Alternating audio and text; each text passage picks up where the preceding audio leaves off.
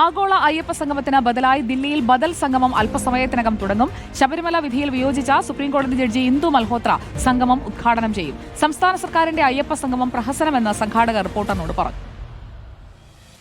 ഇത് ആചാര സംരക്ഷണത്തിന് വേണ്ടി ഭക്തജനങ്ങൾ സംഗമിക്കുന്നതാണ്. മാത്രമല്ല, ഇത് രാജ്യ തലസ്ഥാനമായ ഡൽഹിയിൽ കഴിഞ്ഞ 2018 ഇതുപോലെ ഒരു ആചാര ലംഘനം ശബരിമലയിൽ നടത്താൻ ശ്രമിച്ചപ്പോൾ ഞങ്ങൾ ഇവിടെ 25,000-ലധികം ഭക്തജനങ്ങൾ പങ്കെടുത്തതാണ്.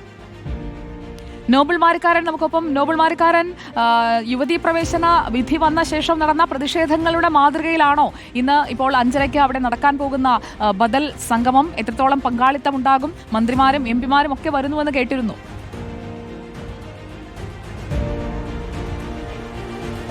സുജയ, ബദൽ അയ്യപ്പ സംഗമം എന്താണെങ്കിലും അല്പസമയത്തിനകം ദില്ലിയിൽ ആരംഭിക്കും. ആർക്കെപ്പോഴത്തെ അയ്യപ്പ ക്ഷേത്രത്തിന്റെ പരിസരത്താണ് ഇപ്പോൾ ഇത് ഒരുക്കിയിരിക്കുന്നത്. നമുക്ക് ദൃശ്യങ്ങളിലേക്ക് വന്ന വേദിയൊക്കെ ഒരുക്കി വെച്ചിട്ടുണ്ട്. അതാണ് ആളുകളൊക്കെ എത്തിത്തുടങ്ങുന്നത് മാത്രമേ ഉള്ളൂ. അല്പസമയത്തിനകം തന്നെ എല്ലാവരും എത്തി തുടങ്ങും എന്നാണ് നമുക്കിപ്പോൾ വിവരം ഉള്ളത്. മുൻ സുപ്രീം കോടതി ജസ്റ്റിസ് ഇന്ദു മൽഹോത്ര അടക്കം എത്തുന്ന ഒരു പരിപാടിയാണിത്. പ്രധാനപ്പെട്ട സംഘാടകർ, പ്രധാനമായും ഹിന്ദു സംഘടനകളും അതോടൊപ്പം തന്നെ ഇവിടുത്തെ മറ്റ് NSS അടക്കമുള്ള മറ്റ് സംവിധാനങ്ങളൊക്കെയാണ് ഇതിന്റെ പ്രധാനമായ സംഘാടകർ എന്ന് പറഞ്ഞ് എന്താണ് ഇവിടെ ഉള്ളത്. നിലവിലത്തെ സാഹചര്യത്തിൽ പ്രത്യേകിച്ച് അയ്യപ്പ സംഗമം സംസ്ഥാന സർക്കാരിന്റെ ഭാഗമായി നടക്കുമ്പോൾ നിരവധി ആവശ്യങ്ങൾ ഇതിന്റെ ഭാഗമായി ഇവർ ഈ ഒരു സംഗമത്തിൽ ഉന്നയിക്കുന്നു. പ്രത്യേകിച്ച് ഈ സ്ത്രീ പ്രവേശനവുമായി ബന്ധപ്പെട്ട സമയത്തുണ്ടായ കേസുകൾ അതൊക്കെ പിൻവലിക്കണമൊക്കെ അടക്കം നിരവധി ആവശ്യങ്ങളുണ്ട്. അതായത് ഇതിന്റെ സംഘാടകർക്ക് ഇവിടെ ഉണ്ട്. എന്താണ് ഇതിന്റെ ഒരു ഉദ്ദേശങ്ങൾ? എങ്ങനെയാണ് ശബരിമല അയ്യപ്പ ക്ഷേത്രത്തിലെ ആചാര അനുഷ്ഠാനങ്ങളുടെ പാലനം, സംരക്ഷണം, അതിൻ്റെ പ്രാധാന്യം വീണ്ടും വീണ്ടും സർക്കാരിനെയും ദേവസ്വം ബോർഡിനെയും ഒക്കെ ഓർമ്മിപ്പിക്കാൻ വേണ്ടിയിട്ടാണ് ഇത്തരത്തിലുള്ള കാര്യങ്ങളൊക്കെ ഞങ്ങൾ ചെയ്യുന്നത്. 2018 സമാനമായ സംഭവങ്ങളൊക്കെ ഉണ്ടായപ്പോൾ ഞങ്ങൾ ഡൽഹിയിലെയും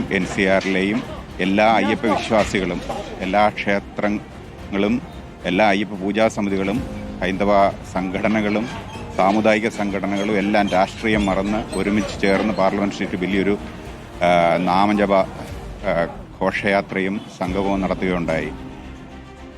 അന്ന് കേരളത്തിലും ഇതുപോലൊക്കെ അങ്ങോളം ഇങ്ങോളവും നാമജപ ഘോഷയാത്ര ഉണ്ടായപ്പോൾ ആചാര സംരക്ഷണത്തിന് വേണ്ടിയിട്ട് തെരുവിലിറങ്ങിയ സാധാരണക്കാർക്കെതിരെ ഒരുപാട് കേസുകളൊക്കെ ഉണ്ടായിട്ടുണ്ട്. അതൊക്കെ പിൻവലിക്കണമെന്നാണ് ഇപ്പം ഞങ്ങൾക്ക് സർക്കാരിനോട് അഭ്യർത്ഥിക്കാനുള്ളത്. പങ്കെടുക്കുന്നത് പ്രധാനമായി ആരെല്ലാം ഇവിടെ ഇവിടുത്തെ പ്രാധാന്യം എന്ന് പറഞ്ഞു കഴിഞ്ഞാൽ ഇവിടുത്തെ എല്ലാ ഹൈന്ദവ സംഘടനകളും കൂടെ ഒരുമിച്ച് ചേർന്ന് ഈ സംഗമം നടത്തുന്നു എന്നുള്ളതാണ് ഇതിന്റെ ഹൈലൈറ്റ് എന്ന് പറയുന്നത്. 5:30 പരിപാടി. 5:30-6 മണിയാകുമ്പോഴേക്ക് പരിപാടി തുടങ്ങുമ്പോഴേക്ക് നമുക്ക് വീണ്ടും എത്താം നോബിൾ മാരിക്കാരനിലേക്ക്.